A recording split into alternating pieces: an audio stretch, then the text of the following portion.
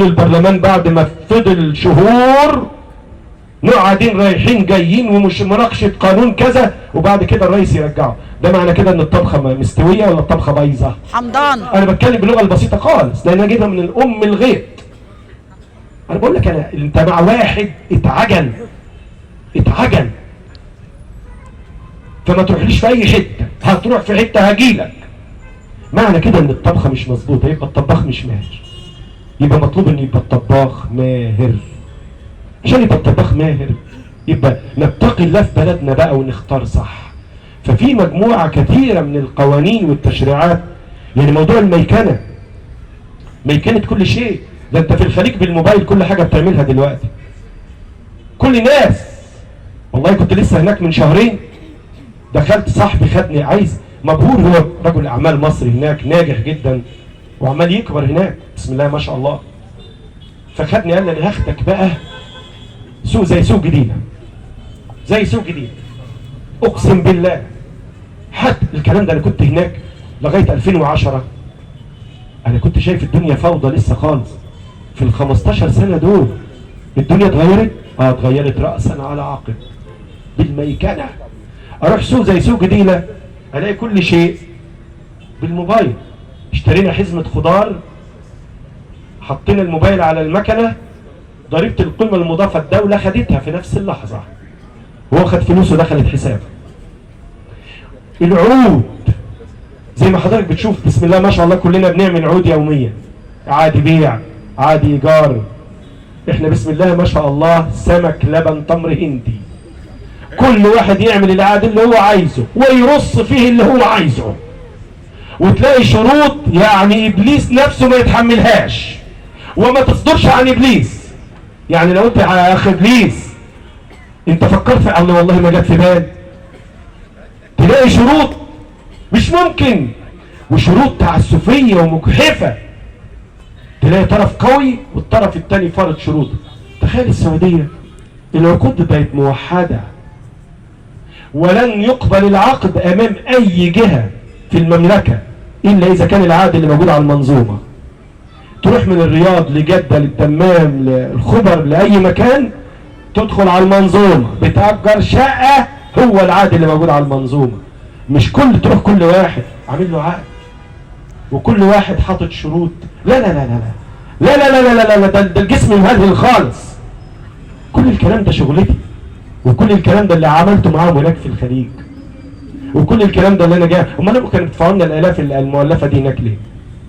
وفضلت اشتغل معاهم هنا لغايه لما كلفت بمحافظه الشرقيه. كنت مع وزاره الاقتصاد والتخطيط لغايه شهر فبراير 2015. اتصلت بيهم واعتذرت، قلت لهم لاني توليت محافظه الشرقيه.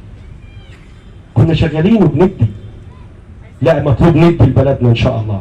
فربنا يقدرني على المهمه. لا انا مش رايح اتفسح، لو هدور على الراحه ان انا اكمل حياتي بقى مبسوط وسط ولادي. لا احنا عندنا مهمه ان شاء الله تعينونا على اداء هذه المهمه، علشان بلدنا اللي احنا مش بنجب عليها، اللي احنا عايزين نعمل لها حاجه ان شاء الله، وربنا يقدرنا. خدمات الناس زي ما انا قلت. احنا موضوع الخدمات في مدينه المنصوره 30 منطقه، هيبقى عندي 30 مسؤول، 30 عضو مجلس شعبي محلي بتوعي بتاع القانون. مفيش مجالس شعبيه، ومن ضمن القوانين اللي نسعى ان شاء الله ان احنا نحركها شويه قانون الاداره المحليه، عشان نمكن بقى المحليات ويبقى في مجالس شعبيه محليه واعضاء مجالس شعبيه محليه، على الاقل يخففوا عليا انا كنائب. ما هو هيقوم بالمهام اللي المفروض انا بقوم بيها، وبالتالي انا اتفرغ هناك بقى لشغلتي، اروح لغرفه العمليات بقى واشتغل صح. لكن لغايه لما ده يحصل عندي 30 نائب مجلس شعبي محلي بتوعي في كل منطقه، كل واحد اللي في جدينه ولا في المجزر معروف لكل الناس. حد عنده مشكله في مستشفى، حد عنده مشكله في كذا، بالتنسيق مع الساده وكلاء الوزاره ومع المحافظه مني لهم مباشره يكون المشكله تتحل. يعني استاذ عبد القادر وكيل الاداره التعليميه عنده بيان بالمسؤولين بتوعي، مسؤول التعليم، مسؤول الصحه، مسؤول الزراعه، مسؤول الري، مسؤول كذا، مسؤول التموين، رجالتي. فبالطريقه دي هنحاول نحل. طب المسؤولين بتوعي ما عرفوش يحلوا مشكله معينه، يصدرها لي بقى. يبقى انا كده درجت المشكله، ما اتحلتش عندك تكلمني تقول لي يا دكتور رضا انا كلمت وكيل الوزاره وما حلهاش، فوالنبي مشكورا اتفضل حلها.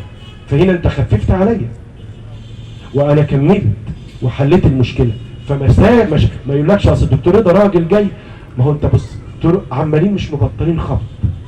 يقول لك الراجل الكلام السم في العسل بقى، الراجل ده بتاع والله حد ينكر، ده استاذ في كليه الحقوق وعلى راسنا وبتاع وعارف بسم الله ما شاء الله، بس الناس عايزه اللي يحل مشاكلها. اللهم صل على النبي عليه الصلاه والسلام. كانوا ولي من ولاء الصالحين. يعني الراجل ده بتاع تشريع يعني مالوش علاقه بالخدمات ومشاكلكم. لا يا جماعه مش كده، ما يصحش. ما يصحش ان احنا نتاجر بالناس بالشكل ده، عيب. مطلوب نتقي الله في الوطن وفي المواطن. انا بشكركم شكرا جزيلا وبدعي ربنا سبحانه وتعالى انه يعيني على اداء المهمه، وانه يقدرني ان انا احقق طموحات الناس سواء في مدينه المنصوره او في محافظه الدقهليه او في الوطن ككل. واشكركم شكرا جزيلا.